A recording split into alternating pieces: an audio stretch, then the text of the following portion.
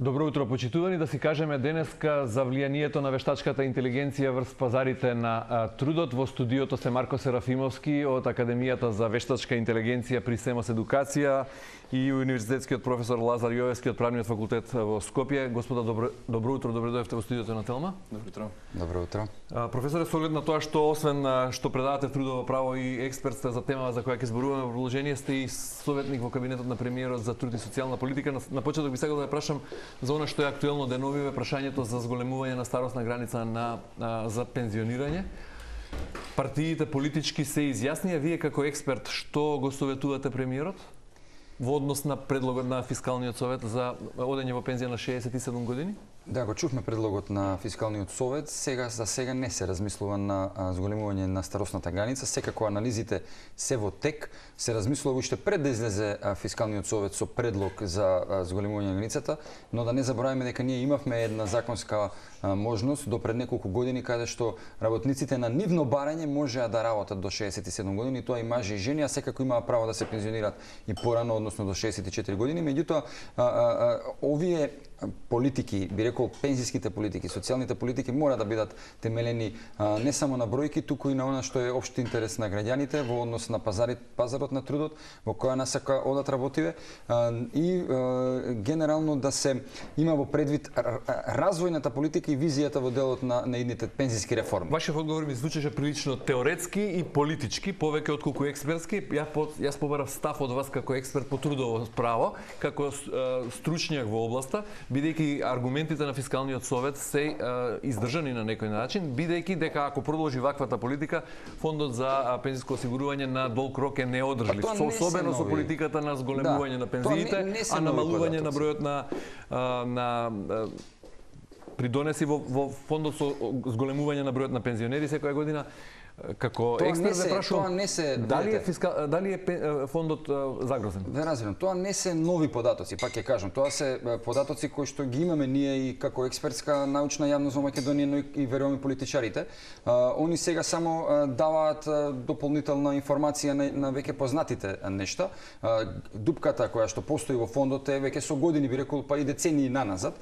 До каде може да оди тоа со дупката? Секако дека не може да оди до бесконачност, секако дека треба да се и се размислува во однос на која е најдобрата опција за да се би рекол стабилизира фондот, финансиски да се консолидира и да се би рекол во одредена смисла реорганизира внатрешно во однос на која е одлука ако не е зголемување на старосна граница? Па може би треба да размислуваме и во однос на оно решение кое што го имавме претходно во законот, да видиме која е реалната потреба, колку работниците самите сакаат да продолжат да работат. Видете, тука беше поставено да биде на нивно барање, а нормално нели работодавачот прифаќаше безусловно ако работникот побара да продолжи да работи. Тоа релативно добро функционираше во пракса, затоа што правеше еден баланс помеѓу потребите на оние работници кои што сакаат да продолжат да работат и оние кои што не сакаат да продолжат да работат. И фокусот овде беше во делот на волјата на работникот, а не на работодавачот, и затоа имаше еден, би рекол, алтруистички пристап во целата политика. Ако го скусам ова, значи доброволно. Освен тоа, која друга мерка би му ја предложиле на премиерот за одржливост на фондот? За сега немаме дефинитивен став во однос на тоа дека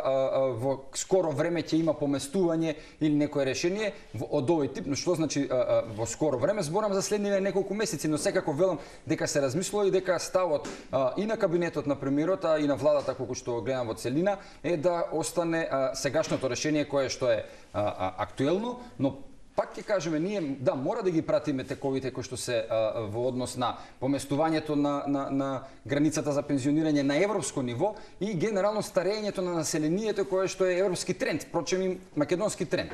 Ке се погрижите за дупката во фондот за пензиско осигурување? Верувам да, иако би требало тоа да биде, како да ви кажам, едно прашање кое што е општо национално прашање, затоа што ги засега сите граѓани, не само оние кои што се пензионери, туку и оние кои што се вработени.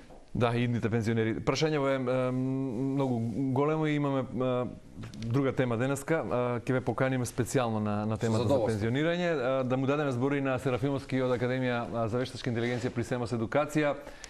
Неодамна беше актуелна изјавата на еден од директорите на JP Morgan, една голема финансиска институција од САД, компанија финансиска, кој кажа дека благодарение на вештачката интелигенција околу 300 милиони работни позиции можат да бидат заменети. Благодарение на вештачката интелигенција ќе се скуси работната седмица на 3,5 дена и дека на тој начин ќе се проложи животниот век на населението. Што мислите вие како експерт за вештачка интелигенција во однос на овие прогнози? Звучи добро. На прв коментар е дека звучи добро. Вие ако ги видите глобалните лидери, посебно на технолошките гиганти, Илон Маск вели дека ќе дојдеме до тоа да не мораме да работиме. Така што не 3,5 денови, него не би требало воопшто да работиме, но тоа прашање е колку е реално и колку е добро за човештвото, за луѓето да да имат премногу слободно време. Така што дефинитивно вештачката интелигенција ќе помогне во автоматизација на одредени процеси, ќе помогне да бидеме попродуктивни, побрзо да си ги извршуваме работните обврски, но се уште денеска се случува да вештачката интелигенција се користи како помош, како поддршка на продуктивност, како помагање на процесите кои што ги имаме секојдневно. Ајде да го чуеме професорот, дали сметате дека е добро вештачката интелигенција комплетно да го замени трудот на човекот и човекот да биде оставен да се занимава со некои фини нешта? Видите, тоа што го спомна колегата, всушност е нешто што е тековно и актуелно. Ние сме во текот на петата индустријска револуција. Кај нас во Македонија тоа доправа, би рекол, оваа година зема одреден импакт, меѓутоа во светски рамки тоа како се зборува, особено во европски, исто така да се станува збор за, би рекол, една двојна транзиција, особено зборам за европско тло, тоа е дигиталната транзиција, односно пренесувањето на фокусот економски од досегашниот начин на производство и работа на дигитален и вклучување и на вештачка интелигенција во истиот, тоа е едната трансформација и другата е еколошката, значи Европскиот зелен договор, чии потписници сме и ние и така натаму и затоа се станува збор за една двојна транзиција која што дополнително ги комплицира работите на европско тло. Ова не важи за Кина, не важи за земите на БРИКС, не важи за Соединените американски држави. И сега ако гледате со кое темпо се случуваат работите, ќе видите дека во Кина вештачката интелигенција и развојот на овие начини на работа се на највисоко ниво во планетарни рамки,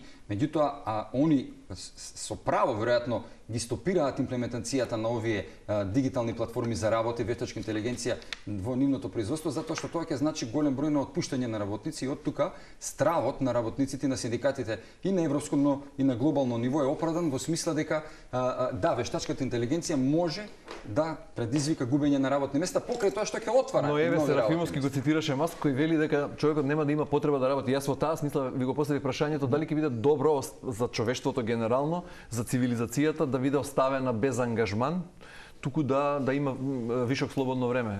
Веројатно и премногу слободно време не е добро. Слободното време е секако социјален предизвик, меѓутоа јас лично сметам дека темпото на промени, токму тоа ми беше поентата со Кина, тоа што го кажува Маск нема да може толку брзо практично да се имплементира, бидејќи Кина е најнапред во целиот процес, побрза од Соединените американски држави, но го стопира, намерно го редуцира примената на вештачката интелигенција во економските производни процеси со цел да не биде со шок направена промена на луѓето, на трудот, за да не дојде до, би рекол, социјални немири. Серафимовски, колку сме далеку од ова време за кое зборува и извршниот директор на JP Morgan, кој го спомнав на почетокот, Џейми Дајмонд, кој вели дека вашите деца, мислејќи на децата на нашите деца, веројатно овие идни генерации кои доаѓаат, нема да се разболуваат од тешки болести, ќе живеат до 100 години, ќе се зголеми животниот век благодарение тоа што тие ќе работат 3,5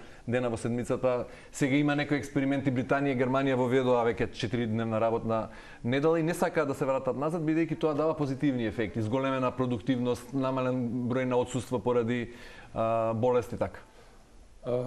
Баш како што каже и професорот, би се согласил, оваа промена која што носи вештачката интелигенција дефинитивно треба да искористиме во добра насока. Да се, ајде да кажем, радуваме на тоа. Медицината ја спомнавте, нема да се разболуваат луѓето. Едно е поради намалениот стрес ако работиме помалку, но втората многу важна компонента тука е дека вештачката интелигенција ќе помогне во развој на разни лекови, третмани кои што ќе помогнат на луѓето да се чувствуваат подобро, да се лекуваат полесно и така натаму. Колку сме далеку? Сепак сме далеку, да речеме, затоа што Во години, во период, колку? Не би можел да прогнозирам. Ако вие видите како се случуваше оваа револуција со вештачката интелигенција, сите кога тргна да се шири, ајде ќе ја кажеме, развојот на вештачката интелигенција, сите мислеа дека први на удар ќе бидат местата кои што се репетитивни, работните места кои што имаат репетитивна функција. Фабриките, дека ќе се заменат веднаш со роботи и слично. Оно што го гледаме денеска е дека вештачката интелигенција ги нападна директно и креативните индустрии, кои што сите мислеа дека ќе бидат последни на удар, затоа што нели креативниот дел е нешто што не може на човекот да му се одземе. Но тоа се случува со помош на... Ајде во оваа смисла, кои работни позиции се најмногу изложени на влијанието на вештачката интелигенција? Според некои истражувања, оние кои се со пониска стручност, кои бараат пониска стручност, веројатно и познавања, технички вештини. Па реалноста не вели така. Знаете зашто? Затоа што оние кои што се, ајде, како беше замислата? Замислата беше дека ќе, како што напоменав, ќе ги замени прво оние физички работници, да кажеме, потоа ќе оди на следниот чекор каде што се луѓето кои што работат во фабрика и контролираат, тоаш компјутер ќе контролира, па скрос на крајот ќе стигне до креативна индустрија или до извршни директори кои што нели сериозно може да кажеме влијаат на развојот на една компанија.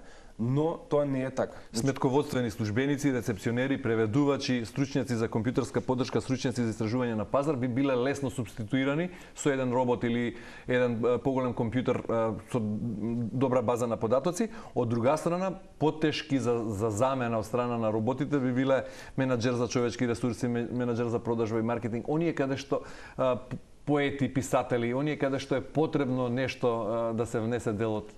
На многу страни се слуша една многу добра изрека која што вели не може да биде некој заменет од вештачка интелигенција, може да биде заменет од човек кој што употребува вештачка интелигенција во својот процес на делување, без разлика за каков експерт станува збор. Затоа што денеска вештачката интелигенција, мерењата се дека е на ниво на студент кој што работи на својата PhD теза, значи на докторски, што е на докторски студии. До тој степен е развиена интелигенцијата на оваа вештачка интелигенција.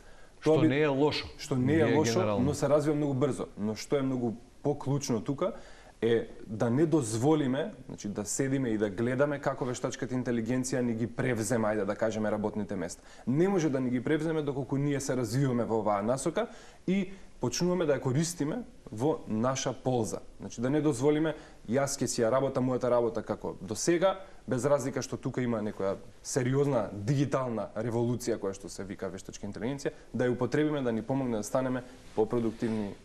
Сега се согласивме, ги спомна и професорот технолошките револуции.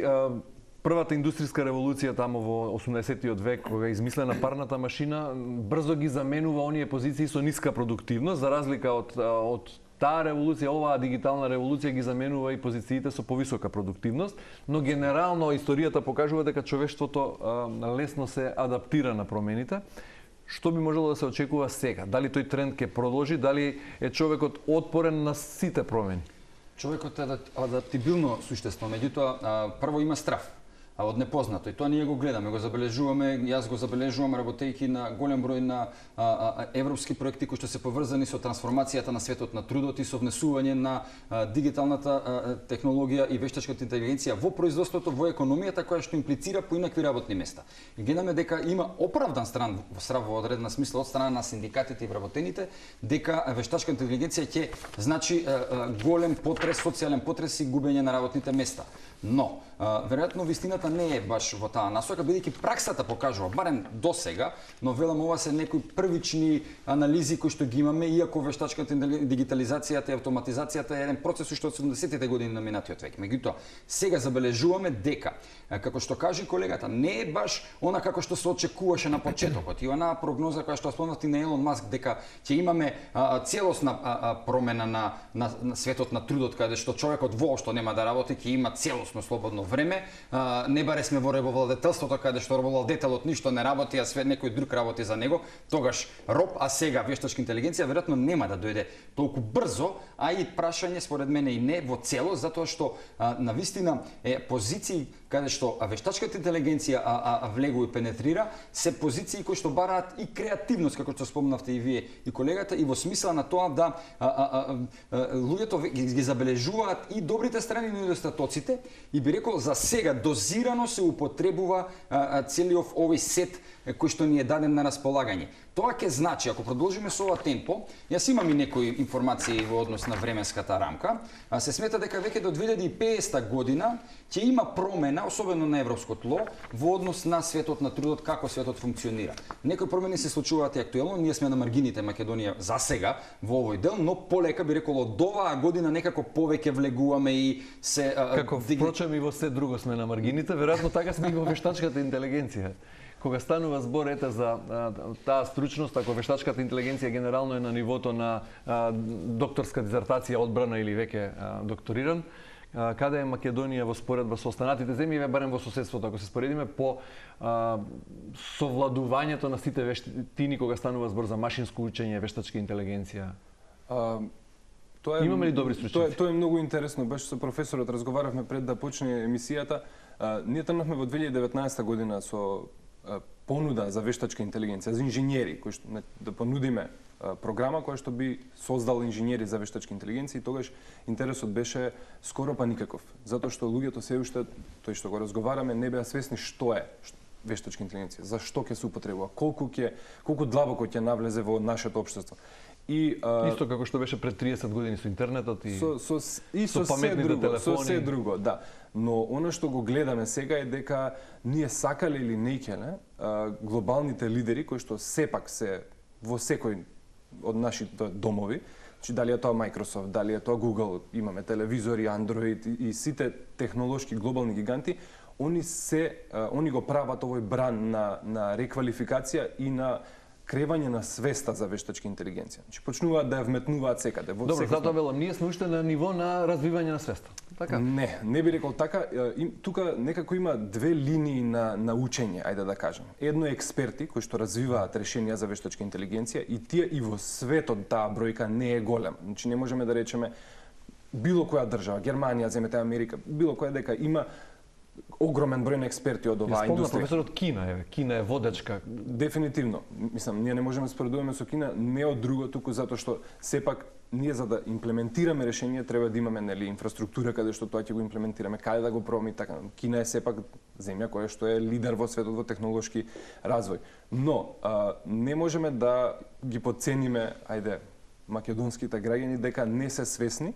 Она што го гледаме, огромен интерес, посебно за генеративниот дел. Мојот впечаток е, можеби грешам, дека кај македонските граѓани генерално преовладува повеќе резерва и страф од вештачката интелигенција отколку свеста за придобивките од неа. Можеби грешам, дали постои релевантно истражување, не знам, не сум сигурен, но се уште не, но она што го гледаме некако се 4 нивоа на разбирање на вештачката интелигенција во компаниите. Тоа е и светски, тоа е и во Македонија. Значи тоа е, имаме ниво каде што имаме компании кои што веќе имплементираат решение и веќе го користат. Ја користат вештачката интелигенција во секојдневно работење. Имаме компании каде што менеджментот е свесен што може да донесе вештачка интелигенција како бенефит за компанијата, вработените се уште не се. Имаме дел кај што дел од вработените се свесни, имаме компании четвртото ниво е каде што се уште се со резерва и страф. Околу некои недоследности, односно контрадикторности на пазарот на труд генерално зборувам, особено се гледа тоа е видливо и во Македонија.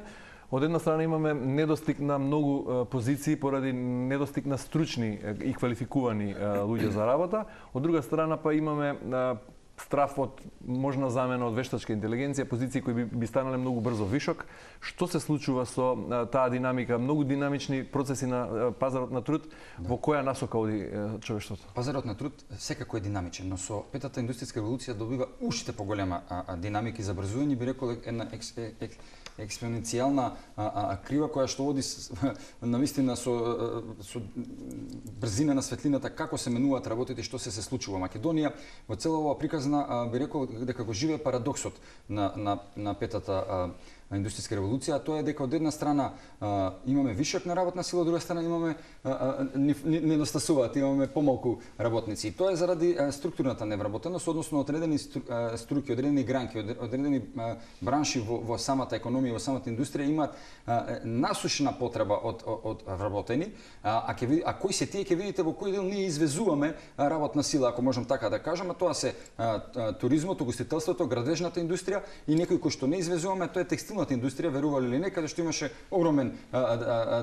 суфицит на работна сила, сега имаме дефицит на работна сила и станува збор за еден процес во кој што ние досега не го водевме визионерски и стратешки, затоа што, како што каже колегата, ние немавме дури ни сознанија на едно подлабоко ниво, не на она површно, туку подлабоко ниво што ќе се случува и што е тоа што се случува веќе на пазарот на трудот во Европа, а и глобално. Сега правиме ли анализи што ќе ги требаат на Македонија, каков профил на работници ќе требаат по 10 години од сега? Тоа што можам јас да го кажам барем еве од моја призма, не сакам да звучам нескромно, меѓутоа со сите анализи во кои што и активности во кои што сум вклучен, не само на национално, туку и на европско ниво, каде што како експерт настапувам во рамките на препознаено од страна на Европската комисија, од страна на Европската унија, во делов на трансформацијата на пазарот на трудот и на светот на трудот во Европа, но и пошироко глобално, можам да ви кажам дека сознанијата ги имаме.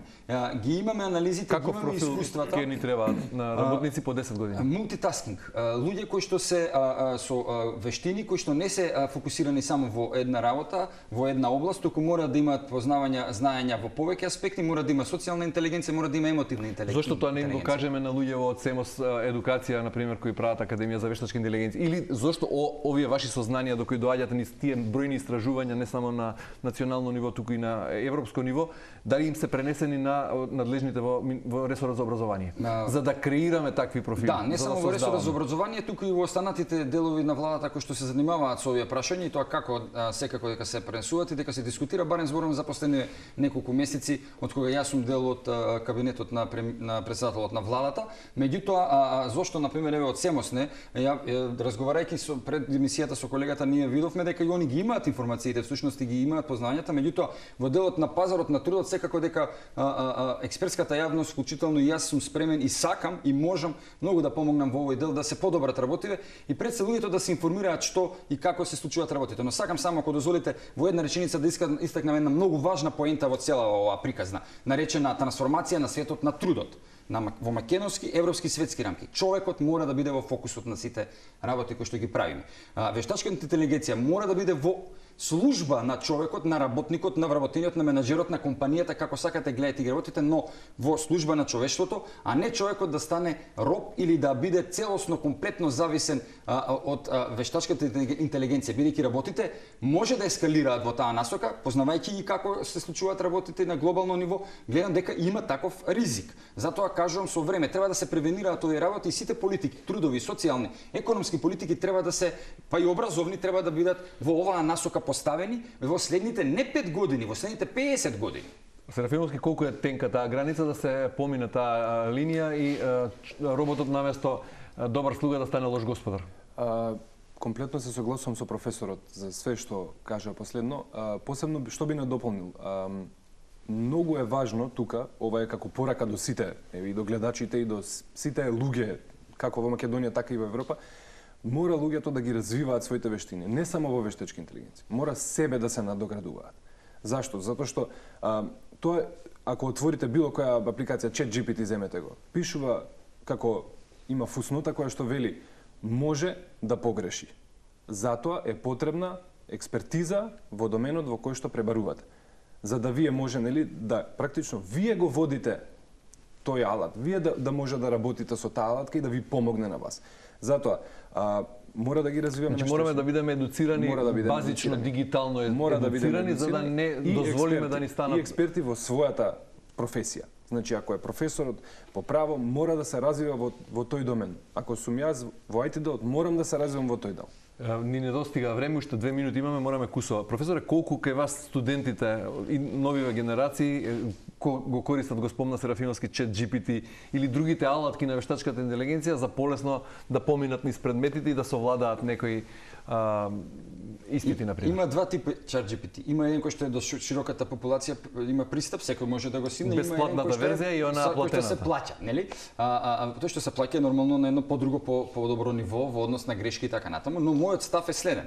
Секој млад студент, без разлика дали е правник или на друг факултет и во рамки на универзитетот, во оваа фаза на развој, додека е студент, треба да чита, треба да се едуцира, треба да го развива умот, Дали е така? треба да го прави тоа. Што се случува сега на предавање? Тоа е веќе избор на самиот студент. Јас не забранувам стрикно и не можам ни да имам контрола апсолутно дали некој сега за некој есеј. Но забележувате ли трендови дека се користат алатките? Се забележува. Јас во оваа фаза од мојот интелектуален развој, јас сега забележувам кој студент користел ChatGPT а кој користел собствена идеја, собствена мисла, се забележува. И каков е процентот знатре? Половина или за сега доминираат оние кои самостојно не. работат? Видете, кога ќе застане некој да зборува, бидејќи се спроведуваат и устни испити, веднаш се гледа кој колку знае, колку го чита, кој колку ги разбира работите.